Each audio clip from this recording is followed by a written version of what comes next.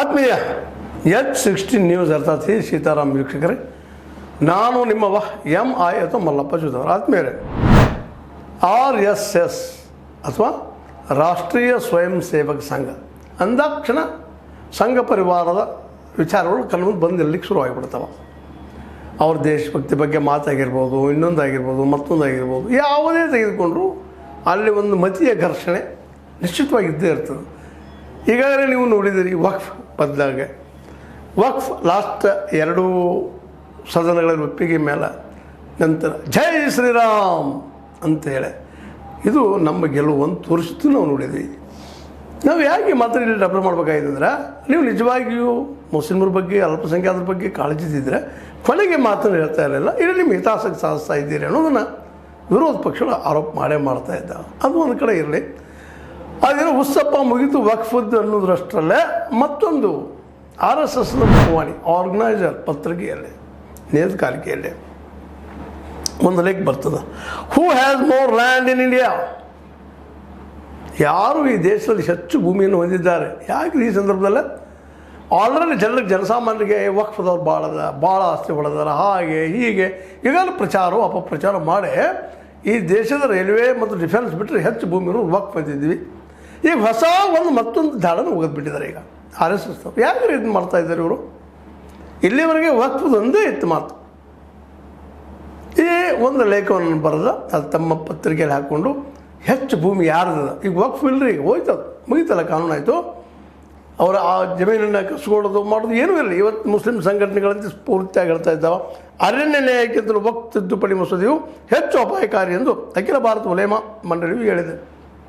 ಈಗಾಗಲೇ ಪಾಪ ಅವರು ತಮ್ಮ ಗೋಳನ್ನು ಹೇಳ್ಕೊಳ್ತಾ ಇದ್ದಾರೆ, ಸುಪ್ರೀಂ ಕೋರ್ಟ್ ಹೋಗ್ತಾ ಇದ್ದೀನಿ ಅಂತ ಹೇಳ್ತಿದ್ದಾರೆ, ಮತ್ತೇನು ಮಾಡ್ತಿದ್ದಾರೆ, ನಮಗೆಲ್ಲ ಅರಣ್ಯ ನ್ಯಾಯ ಆಯ್ತಪ್ಪ ಅಂತೇಳಿ ಗೆದ್ದಿವೆ ಜೈ ಶ್ರೀರಾಮ್ ಅಂತ ಹೇಳಿದ್ದಾರೆ.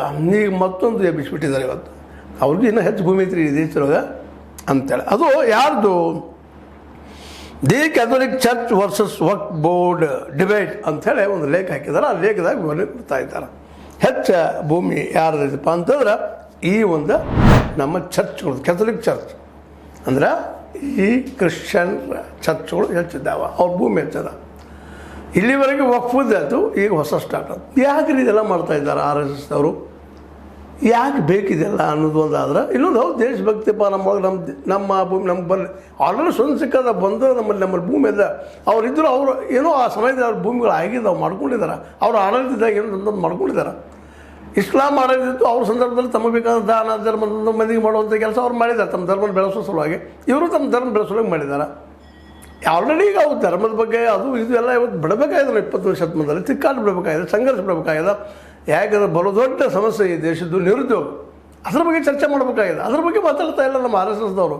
ಯಾಕಂತ ಇಲ್ಲಿ ಬಡತನ ಬಗ್ಗೆ, ಇಲ್ಲಿ ನಿರುದ್ಯೋಗ ಬಗ್ಗೆ, ಉದ್ಯೋಗ ಕೊಡಿಸೋ ಬಗ್ಗೆ, ಬೆಲೆ ಏರಿಕೆ ಬಗ್ಗೆ ಯಾಕೆ ಚರ್ಚೆ ಮಾಡ್ತಾ ಇಲ್ಲ RSSಗರು? ಈಗ ಮುಗಿತಪ್ಪ, ಮುಸಲ್ಮಾನರದ್ದು ಏನೋ ಮಾಡಿದ್ರು, ಒಟ್ಟು ಪಾಪ ಅವರು ಏನೋ ಇನ್ನು ಸುಪ್ರೀಂ ಕೋರ್ಟ್ ಹೋಗ್ತಾರೋ, ಅಲ್ಲಿ ಹೋಗ್ತಾರೋ, ಇಲ್ಲಿ ಹೋಗ್ತಾರೋ, ನ್ಯಾಯಕ್ಕಾಗಿ ಹೋರಾಟ ಮಾಡ್ತಾ ಇರ್ತಾರೋ, ಅದೇನೋ ಆಗ್ತದೆ. ಇನ್ನು ಸುಪ್ರೀಂ ಕೋರ್ಟಿಗೆ ಅವ್ರಿಗೆ ಬಿಟ್ಟಂಥ ವಿಷಯ ಕಾನೂನಂತೆ ಮಾಡಿ ಹೋಗಿ ಈಗ ಇನ್ನೊಂದು ಶುರು ಮಾಡಿಬಿಟ್ಟಿದ್ದಾರೆ. ಈಗ ಅಂದರೆ ಒಟ್ಟು ಸದಾ ಹಿಂದೂ ಮುಸ್ಲಿಮ್ ಇದ್ದಿದ್ದು ಈಗ ಹಿಂದೂ ಕ್ರಿಶ್ಚಿಯನ್ ಮತ್ತು ಇನ್ನೊಂದು ಇದು ಮಾಡೋದನ್ನು ದೇಶ ಉದ್ಧಾರ ಆಗ್ತದೆ ಇದರಿಂದ. ಈಗ ಎಷ್ಟೋ ಆಸ್ತಿಗಳ ಹೆಸರು ಇರ್ಬೋದಿಲ್ಲ ಅಂತಲ್ಲ, ಎಲ್ಲ ನಿರುಪಯುಕ್ತ ಆಗಿದ್ದಾವಲ್ರಿ ಅವೆಲ್ಲ. ಈಗ ಅವ್ರು ಏನು ಮಾಡ್ತಾ ಇದ್ದಾರೆ ಅದ್ರ ಮೂಲಕ? ಕ್ಯಾಥೋಲಿಕ್ ಇದರ ಧರ್ಮದ ಚರ್ಚ್ಗಳ ಮೂಲಕ ಕ್ಯಾಥೋಲಿಕ್ ಚರ್ಚ್ ಹಾಗೂ ಅಂಗಸಂಸ್ಥೆಗಳು ಅಂದಾಜು 7 ಕೋಟಿ ಹೆಕ್ಟೇರ್ ಜಮೀನು ಹೊಂದಿವೆ.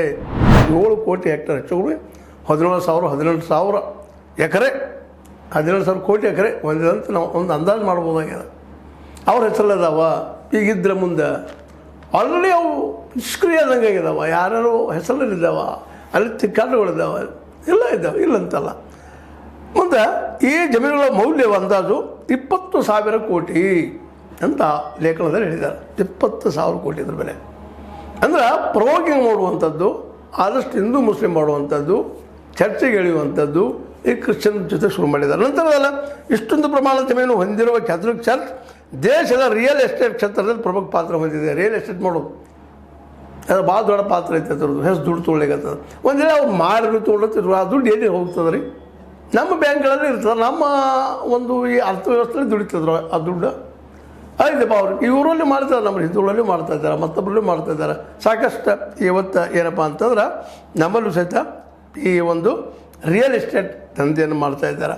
ಇನ್ನು ತನ್ನ ಒಡೆತನ ಜಮೀನುಗಳ ಕುರಿತಂತೆ ಸರ್ಕಾರದ ವೆಬ್ಸೈಟ್ನಲ್ಲಿ 2021 ಫೆಬ್ರವರಿ ಲಭ್ಯವಿದ್ದ ಪ್ರಕಾರ ಸರ್ಕಾರವು 15,531 ಚದರ ಕಿಲೋಮೀಟರ್ನಷ್ಟು ಜಮೀನು ಹೊಂದಿದೆ.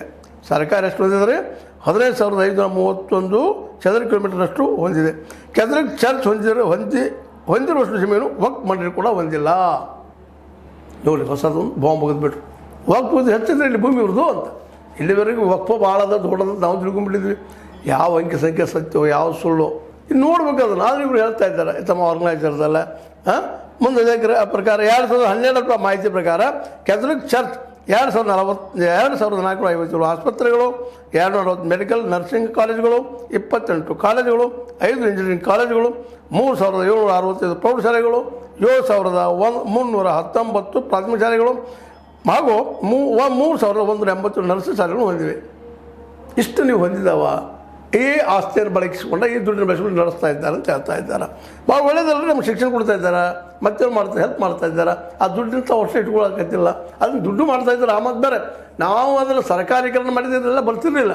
ಈಗ ಅವರು ಲಾಭ ಉದ್ಯೋಗ ಮಾಡ್ಕೊಳ್ತಾ ಇದ್ದಾರೆ. ಎಲ್ಲರೂ ಮಾಡಿದ್ರೆ ಅವರು ಮಾಡ್ಕೊಂಡಿದ್ದಾರೆ. ಅದ್ರ ಉದ್ಯೋಗ ಯಾವ ಪಾವು ನಮ್ಗೆ ಶಿಕ್ಷಣ ಕೊಡುವಂಥದ್ದು, ವೈಜ್ಞಾನಿಕ ಮನೋವೃತ್ತಿ ಬೆಳೆಸುವಂಥದ್ದು, ಎಲ್ಲರೂ ಜಾಣರಾಗಿರುವಂಥದ್ದು ಇದು ತಪ್ಪ ಮಾಡ್ತಾಯಿದ್ದಾರೆ. ಅದನ್ನು ಹೇಳಿದೆ, ಅಡ್ಡಿಯಿಲ್ಲ. ಬಹುತೇಕ ಜಮೀನವನ್ನು ಬ್ರಿಟಿಷರ ಆಳ್ವಿಕೆಯಲ್ಲಿ ಪಡೆದಿರುವುದಾಗಿದೆ. ಹೌದು, ಬ್ರಿಟಿಷ್ ಆಳ ಮುಂದೆ ತಮ್ಮ ಜನರಿಗೆ ಹೆಚ್ಚು ಮಾಡಿದ್ದಾರೆ. ಯಾರಾದರೂ ಅಷ್ಟೇ ತಮ್ಮ ಆಡಳಿತ ಹೆಚ್ಚು ಮಾಡಿದ್ರೆ ಈಗ ನಿಮ್ಮ ಆಡಳಿತ ಇನ್ನೂ ಹೆಚ್ಚು ಮಾಡೋಕ್ಕೆ ಪ್ರಯತ್ನ ಮಾಡ್ತಾಯಿದ್ರಿ. ಮಾಡಿರಿ, ಇಲ್ಲಂತಲ್ಲ. ಇದನ್ನು ಕಸ್ಕೊಳ್ಳೋದು ಬೇಡ ಅನ್ನುವಂಥ ಒಂದು ಸಿಂಪಲ್ ಪಾಲಿಸಿ ಇಲ್ಲ. ಚರ್ಚ್ಗೆ ಭಾರಿ ಪ್ರಮಾಣದ ಜಮೀನು ಮಿಡಿಯಿರುವುದಕ್ಕೆ ಅನುಕೂಲವಾಗಲು ಬ್ರಿಟಿಷ್ ಆಡಳಿತವು 1927ರಲ್ಲಿ ಭಾರತೀಯ ಚರ್ಚ್ ಕಾಯ್ದೆ ಅಂಗೀಕರಿಸಿತ್ತು. 1927ರಾಗ ಭಾರತೀಯ ಚರ್ಚ್ ಏನಪ್ಪ ಅದು ಕಾಯ್ದೆ ಅಂಗೀಕಾರ ಮಾಡಿತ್ತು. ಬ್ರಿಟಿಷ್ ಸರ್ಕಾರವು ಯಾವುದೇ ಜಮೀನನ್ನು ಲೀಸ್ ಆಧಾರದಲ್ಲಿ ಮಂಜೂರು ಮಾಡಿದ್ದಲ್ಲಿ ಅಂಥ ಜಮೀನನ್ನು ಚರ್ಚ್ ಸ್ವತ್ತು ಎಂಬುದಾಗಿ ಮಾನ್ಯ ಮಾಡಲಾಗುವುದಿಲ್ಲ ಎಂದು 1965ರಲ್ಲಿ ಕೇಂದ್ರ ಸರ್ಕಾರ ಸುತ್ತೋಲೆ ಹೊರಡಿಸಿತ್ತು. ಲೀಸ್ ಮಾಡಿದಂಥ ಬ್ರಿಟಿಷ್ ಸರ್ಕಾರ ಯಾವುದಿದೆ ಅದನ್ನು ಮಾನ್ಯ ಮಾಡುವುದಿಲ್ಲ, ಅದನ್ನು ಸ್ವತ್ತು ಅನ್ನೋದಿಲ್ಲ ಅಂತ ಹೇಳ್ತು. ಈ ಸುತ್ತೋಲೆ ಮೂಲಕ ನೀಡಿದ್ದ ನಿರ್ದೇಶನವನ್ನು ಕಟ್ಟುನಿಟ್ಟಾಗಿ ಜಾರಿ ಮಾಡದ ಕಾರಣ ಚರ್ಚ್ ಒಡೆತನದ ಜಮೀನು ಕುರಿತು ಸಮಸ್ಯೆ ಇತ್ಯರ್ಥವಾಗದೆ ಉಳಿದಿದೆ. ಈಗ ಮಾಡಿದಾರ ಅದ್ರ ಬಗ್ಗೆ ಇನ್ನೂ ಇತ್ಯರ್ಥ ಆಗಿಲ್ಲ, ಅದು ಮಾಡಿರಿ ಅಂದ್ರೆ ಹೊಸ ಸಮಸ್ಯೆ ಹುಟ್ಟಾಗಿದ್ರು. ಅಡ್ಡಿಲ್ಲ, ಮಾಡಿರಿ. ಆದರೆ ಅದರ ಇಶ್ಯೂ ಈ ಸಂದರ್ಭದಲ್ಲಿ ಅದು ವಕ್ಫ್ ದಿನೋ ಆರಿಲ್ಲ ಕಾವ. ಮುಸ್ಲಿಂ ಸಮಾಜದವರೆಲ್ಲರೂ ನಮಗೆ ಅನ್ಯಾಯ ಆಯ್ತಪ್ಪ, ನಮಗೆ ನಮ್ಮ ಆಸ್ತಿ ಕಸ್ಕೊಡ್ತಿದ್ದ ಅವ್ರಿಗೂ ಭಯ ಶುರು ಆಗಿಬಿಟ್ಟದ. ಈಗ ಹೆಂಗೆ ಇವರು ಶುರು ಇತ್ತು ಇಷ್ಟು ದಿವಸನ ಇಷ್ಟು ವರ್ಷಗಳಿಂದ ಈಗ ಇವರು ಶುರು ಆಗಿಬಿಟ್ಟದೆ. ಹೀಗಾಗಿ ನಮಗೆ ನ್ಯಾಯ ಸಿಗಲಿಲ್ಲ. ನಾವು ಇದವರು ಏನಪ್ಪ ಅಂತಂದ್ರೆ ಈ ಒಂದು ಇದಕ್ಕೆ ಹೋಗ್ತಾ ಇದ್ದೀವಿ. ಏನೋ ಈ ಆಡಳಿತದ ಏನು ಜಮೀನದ ಇವುಗಳನ್ನು ಬಗ್ಗೆ ಚರ್ಚೆ ನಡೀಲಿ ಅಂತ ಈ ಲೇಖನ ಪ್ರಕಟ ಆಯಿತು. ಪ್ರಕಟ ಆಗಿ ಏಪ್ರಿಲ್ 3ರಂದು ಪ್ರಕಟ ಆಯ್ತದು. ಈಗ ಆ ಲೇಖನ ಗಾಯಬಾಗಿಬಿಟ್ಟದ. ಯಾಕಂತಂದ್ರೆ ಈ ವಿಷಯನ ತೆಗೆದುಕೊಂಡು ರಾಹುಲ್ ಗಾಂಧಿಯವರು ದೊಡ್ಡ ಇಶ್ಯೂ ಮಾಡಲಿಕ್ಕೆ ಶುರು ಮಾಡಿಬಿಟ್ರು. ಸಹಜವಾಗಿಲ್ಲ, ಹಿಂದುಳಿದವರಲ್ಲ, ಬಿದ್ದವರಲ್ಲ, ಅಥವಾ ಈ ಒಂದು ಮೈನಾರಿಟಿ ಸಮಾಜದಲ್ಲಿ ಭಯ ಹುಟ್ಟುವಂಗೆ ಆದ ಕೂಡಲೇ ಇದ್ರ ಬಗ್ಗೆ ಮತ್ತೆ ಬಿಸಿ ಚರ್ಚೆ ಸ್ಟಾರ್ಟ್ ಆದ ತಕ್ಷಣ ಮತ್ತು RSS ಅದನ್ನು ಡಿಲೀಟ್ ಮಾಡಿದ ಲೇಖನವನ್ನು ಅಂತೇಳಿ ವರದಿಗಳು ಬರ್ತಾಯಿದ್ದಾವೆ. ಯಾಕೆ ಇದೆಲ್ಲ ಮಾಡ್ತಾಯಿದ್ದೀರಿ? ಇದ್ರದ್ದೇನು ಮುಂದಿನ ವಿಚಾರ? ಈಗ ಮುಸ್ಲಿಮಾನರದ್ದು ಮುಗಿತು, ಈಗ ಕ್ರಿಶ್ಚಿಯನ್ರದ. ಅದಕ್ಕಾಗಿ ಮತ್ತೆ ತಿಕ್ಕಾಟನ ಈ ತಿಕ್ಕಾಟ ಹಚ್ತಾ ಹೋಗಿ ಮಾಡಿ ಮಾನಸಿಕವಾಗಿ ಇಡೀ ದೇಶದ ಜನರನ್ನು ಅಭದ್ರ ಮಾಡಿ ಇಲ್ಲಿ ಉದ್ಯೋಗಗಳು ಸೃಷ್ಟಿ ಆಗ್ತಾಯಿಲ್ಲ, ಉದ್ಯೋಗ ಸಿಗ್ತಾ ಇಲ್ಲ, ಜನ ಬಡತನ ಬದಲಾಡ್ತಾ ಇದ್ದಾರೆ. ಇವಕ್ಕೆಲ್ಲ ಉತ್ತರ ಹುಡುಕುವಂಥ ಹುಡುಕಬೇಕಾದಂಥ RSS ಇಂಥ ಒಂದು ಸಮಸ್ಯೆಗಳನ್ನು ಎತ್ತೆ ಸಮಾಜವನ್ನು ಡಿವೈಡ್ ಮಾಡುವಂಥ ಕೆಲಸವನ್ನು ಮಾಡ್ತಾ ಇರೋದು ಇದು ಎಷ್ಟು ಸರಿ ಅನ್ನೋದು ಚರ್ಚೆ ನಡೆಯುವಾಗ ಮತ್ತು ಅದನ್ನು ಡಿಲೀಟ್ ಮಾಡಿದ್ದಾರೆ. ಇದು ಮಾಡಿದ್ರೆ ಯಾಕೆ, ಹಾಕಿದ್ರೆ ಯಾಕಂತ ಇಲ್ಲಿ ನಾವೆಲ್ಲರೂ ವಕ್ಫ್ ಅಂತೇಳಿ ಎಲ್ಲರೂ ತಿಳಿಯಲಿ, ಜನಸಾಮಾನ್ಯ ತಿಳಿಯಲಿ, ಇವೆಲ್ಲ ಕಲ್ತವ್ರು ಸಹಿತ ನಮ್ಮ ದೇಶದ ಭಾಳ ಜನ ಅವ್ರ ಕೈಯಾಗ ಜಮೀನು ಅಂತ ಹೇಳಿದ್ರು. ಇವತ್ತು ಇದು ಬಿಟ್ಟರೆ ಈಗ ಅದನ್ನು ಮುಗಿದೋಯ್ತು ಇಶ್ಯೂ. ರಾಮ ಮಂದಿರದ ಮುಗಿದು ಕಟ್ಟೋದು ಅದು ಬಿಟ್ಟುಬಿಟ್ರು. ಅಲ್ಲೇ ಅದನ್ನು 370 ಅಂತೂ ಆದರೂ ಅಲ್ಲಿ ಬಿಟ್ಟುಬಿಟ್ರು. ಅಲ್ಲಿ ಇನ್ನೂ ಕಾಶ್ಮೀರಿಗಳಿಗೆ ಎಲ್ಲ ಪೂರ್ಣ ಪ್ರಮಾಣದ ಸುರಕ್ಷತೆ ಸಿಕ್ಕಿಲ್ಲ. ಕಾಶ್ಮೀರಿ ಪಂಡಿತರು ಇನ್ನೂ ತಮ್ಮ ಕಾಶ್ಮೀರದ ಹೋಗಿ ನೆಲೆಸಲಿಕ್ಕೆ ಆಗ್ತಾ ಇಲ್ಲ. ಆದರೂ ನಾವು 370 ತೆಗೆದ್ರಿ, 52 ತೆಗೆದ್ರಿ ಮಾಡಿದ್ರಿ. ಆದರೆ ಅಲ್ಲಿ ಏನಾಗಿದೆ ಇವತ್ತಿನ ಪರಿಸ್ಥಿತಿ ಏನದ ಅನ್ನೋದ್ರ ಬಗ್ಗೆ ಸಹಿತ ಇವತ್ತು ಅಭ್ಯಾಸ ಮಾಡಿ ಇಲ್ಲಿ ಬಡತನದ ಬಗ್ಗೆ, ಶಿಕ್ಷಣದ ಬಗ್ಗೆ ಈ ಕ್ರಿಶ್ಚಿಯನ್ಸ್ ಈ ಸೊಸೈಟಿ ಹೇಳಿದ್ರು ಎಲ್ಲ ಜಮೀನುಗಳದು ಅವು ಇಲ್ಲಿ ಶಿಕ್ಷಣಕ್ಕಾಗಿ ಅದಕ್ಕೆ ವೆಚ್ಚ ಮಾಡ್ತಾ ಇದ್ದಾರೆ. ಅವರು ಇಲ್ಲಿ ಶಿಕ್ಷಣ ಕ್ಷೇತ್ರವನ್ನು ಅಭಿವೃದ್ಧಿ ಪಡಿಸ್ತಾ ಇದ್ದಾರೆ. ನಿಮ್ಮ ಸರ್ಕಾರ ಎಷ್ಟು ಕೊಡ್ತಾ ಇದೆ? ಇಲ್ಲ ಕೇಂದ್ರ ಸರ್ಕಾರ ಆಗಿರ್ಬೋದು, ಎಲ್ಲೆಲ್ಲಿ ರಾಜ್ಯ ಸರ್ಕಾರದ ಅಲ್ಲಿ ಆಗಿರ್ಬೋದು, 2-3 ಕೊಟ್ಟರೆ ಹೆಚ್ಚದು ಶಿಕ್ಷಣಕ್ಕಾಗಿ ಅವ್ರು ಖರ್ಚು ಮಾಡ್ತಾ ಇದ್ದಾರೆ. ಅಲ್ರಿ ನಮ್ಮಲ್ಲಿ ಶಿಕ್ಷಕರನ್ನಾಗಿ ಮಾಡ್ತಾ ಇದ್ದಾರೆ, ವೈಚಾರಿಕರನ್ನಾಗಿ ಮಾಡ್ತಾ ಇದ್ದಾರೆ, ವೈಜ್ಞಾನಿಕರನ್ನಾಗಿ ಮಾಡ್ತಾ ಇದ್ದಾರೆ. ಕ್ರಿಶ್ಚಿಯನ್ರು ನಮ್ಮ ಮುಸ್ಲಿಮರಿಗಿಂತಲೂ ಒಂದು ಕೈ ಮುಂದಿದ್ದಾರೆ ಅವರು ಆ ವಿಷಯದಲ್ಲಿ ಪ್ರಗತಿಯಲ್ಲಿ. ಅವ್ರ ಪ್ರಗತಿ ನಾವು ಪ್ರಗತಿಯನ್ನು ಪರಿಗಣನೆ ಮಾಡ್ತೀವಿ ಎಲ್ಲ ದಿಶೆಯಲ್ಲೇ. ಇವತ್ತು ಈ ಲೇಖನವನ್ನು RSS ಅವರು ಹಾಕುವುದು ಯೋಗ್ಯತೆಯೇನು? ಅದರ ಬದಲಾಗಿ ಬಡತನದ ಬಗ್ಗೆ, ನಿರುದ್ಯೋಗ ಬಗ್ಗೆ, ಇದ್ರ ಬಗ್ಗೆ ಯಾಕೆ ಚರ್ಚೆ ಮಾಡ್ತಾ ಇಲ್ಲ? ಉದ್ಯೋಗ ಎಲ್ಲರಿಗೂ ಕೊಡ್ಲಿಕ್ಕೆ ಯಾಕೆ ಸಾಧ್ಯ ಆಗ್ತಾ ಇಲ್ಲ? ಮತ್ತು ಕಾರ್ಪೊರೇಟ್ಗಳು ಎಷ್ಟು ದುಡ್ಡಿನ ಹೊಡೆದ್ರು, ಏನು ಮಾಡಿದ್ರು, ರಿಟರ್ನ್ ಆಫ್ ಎಷ್ಟು ಅದು, ಯಾವ ದುಡ್ಡದು, ಯಾರು ದುಡ್ಡ, ಸಾಲ ಯಾಕೆ ಆಯಿತು ಅಂತ ಪ್ರಶ್ನೆ ಯಾಕೆ ಮಾಡ್ತಾ ಇಲ್ಲ? 205 ಶತಕೋಟಿಗಳು, ಶತಲಕ್ಷ ಕೋಟಿಗಳು ಅದು ನಮ್ಮಲ್ಲೇ, ಅದ್ರ ಬಗ್ಗೆ ಯಾಕೆ ಪ್ರಶ್ನೆ ಮಾಡ್ತಾ ಇಲ್ಲ? 27 ಕೋಟಿಗೂ ಹೆಚ್ಚು ರಿಟರ್ನ್ ಅಪ್ ಮಾಡಿದರು ದುಡ್ಡನ್ನು, ಅದ್ರ ಬಗ್ಗೆ ಯಾಕೆ ಮಾತಾಡ್ತಾ ಇಲ್ಲ? ಆ ಸಮಸ್ಯೆ ಬಗ್ಗೆ ಯಾಕೆ ನಮ್ಮ RSS ಮಾತಾಡ್ತಾ ಇಲ್ಲ ಅನ್ನೋದು ಇವತ್ತು ಬಹುದೊಡ್ಡ ಪ್ರಶ್ನೆ ಆಗಿದೆ. ಏನೋ ಆಗಲಿ, ಕ್ರೈಸ್ತರ ಆಸ್ತಿ ಮೇಲೆ RSS ಈ ದೃಷ್ಟಿ ಇಟ್ಟಿದ್ದು ಸುತಾರಾಮ್ ಒಳ್ಳೆಯದಲ್ಲ. ಯಾಕಪ್ಪ ಅಂತಂದ್ರೆ ಸದಾ ಇದನ್ನು ಬಡ್ದಾಡೋಕ್ಕಿಂತಲೂ ಮತ್ತೇನು ಮಾಡಿಸೋಕ್ಕಿಂತಲೂ ನೀರಾವರಿ ಯೋಜನೆಗಳ ಬಗ್ಗೆ ಮತ್ತೇನು ಮಾಡಲಿಕ್ಕೆ ಸಾಧ್ಯದ, ಇಲ್ಲ ಅಭಿವೃದ್ಧಿ ಏನು ಮಾಡಿಸೋಕ್ಕೆ ಸಾಧ್ಯತೆ, ಮತ್ತು ಅದೇ ಕೃಷಿಗೆ ಮಿನಿಮಮ್ ಬೆಂಬಲ ಬೆಲೆ ಕಾನೂನು ಯಾಕೆ ಮಾಡ್ತಾ ಇಲ್ಲ, ಯಾಕೆ ಮಾಡಬೇಕು ಅನ್ನೋದ್ರ ಬಗ್ಗೆ ಯಾಕೆ ನಮ್ಮ RSS ಪ್ರಶ್ನೆ ಮಾಡ್ತಾ ಇಲ್ಲ ಅಂತ ಕೇಳ್ತಾ, RSS ಇನ್ನಾದರೂ ತನ್ನ ದೃಷ್ಟಿಕೋನ ಬದಲಾಯಿಸ್ಕೊಳ್ಳಿ. ಕೇವಲ ಹಿಂದೂ ಮುಸ್ಲಿಮೋ, ಹಿಂದೂ ಕ್ರಿಶ್ಚಿಯನ್ನೋ, ಹಿಂದೂ ಮತ್ಯಾವುದು ಮಾಡೋದಕ್ಕಿಂತಲೂ ಎಲ್ಲರೂ ಕೂಡಿ ಬದುಕುವಂಥ ವ್ಯವಸ್ಥೆ, ಎಲ್ಲರಿಗೂ ಉದ್ಯೋಗ ಸಿಗುವಂಥ ವ್ಯವಸ್ಥೆ, ಎಲ್ಲರಿಗೂ ಖರ್ಚು ಮಾಡುವಂಥ ಶಕ್ತಿ ಬರುವಂಥ ವ್ಯವಸ್ಥೆಯನ್ನು ಆ ಕುರಿತಾಗಿ ಚಿಂತನೆ ಮಾಡಿದರೆ ಇನ್ನೂ ಉತ್ತಮ. ಆ ದಿಶೆಯಲ್ಲಿ ನಮ್ಮ ಮೋದಿಯವರ ಸರ್ಕಾರವನ್ನು ಮುನ್ನಡೆಸಿದರೆ ನಿಜವಾಗಿಯೂ ಈ ದಿಶೆಗೆ ಕೊಡೋದು ದೊಡ್ಡ ಉಪಕಾರ ಅಂತ ಈ ಸಂದರ್ಭದಲ್ಲಿ ಹೇಳ್ತಾ, ಮತ್ತೊಮ್ಮೆ ಕ್ರೈಸ್ತರ ಆಸ್ತಿ ಮೇಲೆ ಕಣ್ಣು ಬಿದ್ದಿರುವ RSS ಇನ್ನು ಯಾವ ರೀತಿಯಾಗಿ ಇದನ್ನು ಮೋಡಿಫೈ ಮಾಡ್ತಾ ಹೋಗ್ತದೆ ನೋಡೋಣ, ಅದು ಮುಂದಿನದಲ್ಲಿ ಇದು ಯಾವ ರೂಪ ಪಡಿಬೋದು ಅನ್ನೋದ್ರ ಬಗ್ಗೆ ಇನ್ನಷ್ಟು ಚರ್ಚೆ ಮಾಡೋಣ ಅಂತ ಹೇಳ್ತಾ, ಇದು ನಿಮಗೆ ಲೈಕ್ ಆಗಿರ್ಬೋದು, ಆಗದೇ ಇರ್ಬೋದು, ಆದ್ರೆ ಲೈಕ್ ಮಾಡಿರಿ, ಹಾಗೆ ಡಿಸ್ಲೈಕ್ ಮಾಡಿರಿ, ಒಟ್ಟು ಏನಾದರೂ ನಮ್ಮ ಕಾಂಟ್ಯಾಕ್ಟ್ದಾಗಿರಿ, ಮತ್ತು ಜೊತೆಗೆ ಸಬ್ಸ್ಕ್ರೈಬ್ ಆಗಿರಿ, ಅದೇ ಕಾಲಕ್ಕೆ ಶೇರ್ ಮಾಡೋದು ಬಿಡ್ಲಿಕ್ಕೆ ಹೋಗ್ಬೇಡ್ರಿ.